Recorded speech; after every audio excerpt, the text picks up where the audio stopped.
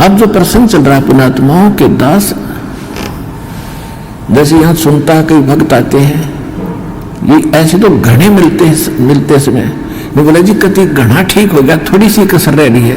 मैं यह कसर तो रखनी है सारे, मगर यह ना रही ना तो फिर भाग जाओगे, वो काल के उसमें पाले में खड़े हो जाओगे जा करके।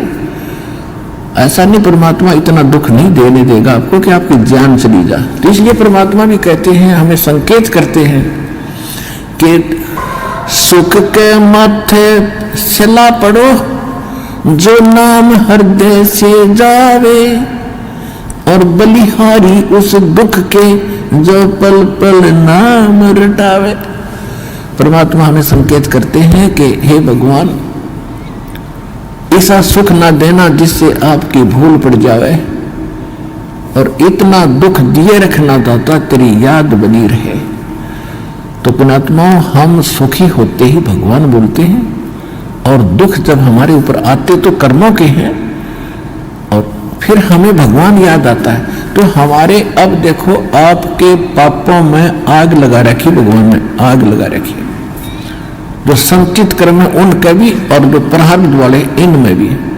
जब कर्म जले हैं, जब भी घास जलता है तब भी धुआं धावा आग उग थोड़ी बहुत दिखे, जानो दुख दे रही है, लेकिन कति रोग कटन लाग रहा है आपका, तो थोड़ा बहुत कष्ट भी हो उसने सहन कर लेना।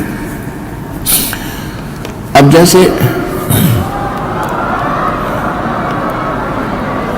तो आपको जो भयंकर रोग थे, जो भयंकर दुखदायी कर्म है, पहले आपके उन पर कुआड़िया चल रहा है परमात्मा का, और छोटे मोटे तो धीरे धीरे हो जाएंगे, सारे ठीक हो जाएंगे। जैसे डॉक्टर के पास कोई भयंकर मरीज जाता है, वो सबसे पहले डॉक्टर उस स्थान का इलाज करेगा जहां से रक्त निकल रहा है, यानी जिससे उसकी जान जानी हो। एक्सीडेंट हो गया, हड्डी टूट गई और कहीं रक्त स्राव हो रहा है, तो सबसे पहले डॉक्टर ये देखेगा कि इसका इस स्थान पर ऑपरेशन करें जिससे इसका खून रक्त बंद हो।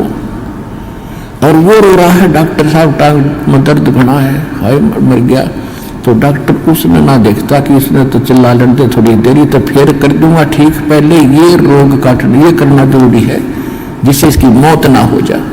तो परमात्मा आप ताई हुए एक दुख न ठीक कराने खातिर, और परमात्मा आपके वो पहले ठीक करेगा जिससे आपकी मृत्यु, जैसे आपकी मृत्यु निकट आएगी, समय आपका रहा नहीं, एक्सटेंड आपकी है नहीं आगे आयु, तो सबसे पहले उस कर्म को बढ़ाएगा आपको जिससे आपकी एक्सटेंशन हो। उसके बाद फिर सुख तक दे जाएगा जब तक आप रहोगे शरण में। तो इसलिए आप विश्वास के साथ इस मार्ग पर लगे रहो, और जैसे दास कहे वैसे चलो, किसी की और बातों में आकर भगवान से दूर ना होना। आप सदा सुखी हो जाओगे, आपको सर्व सुख मिलेगा और मोक्ष मिलेगा। ये सुख तो रूंगे में मिलेंगे, फ्री ऑफ कॉस्ट मिलेंगे, और मूल सौदा आपका मोक्ष होगा, वो गारंटीड होगा।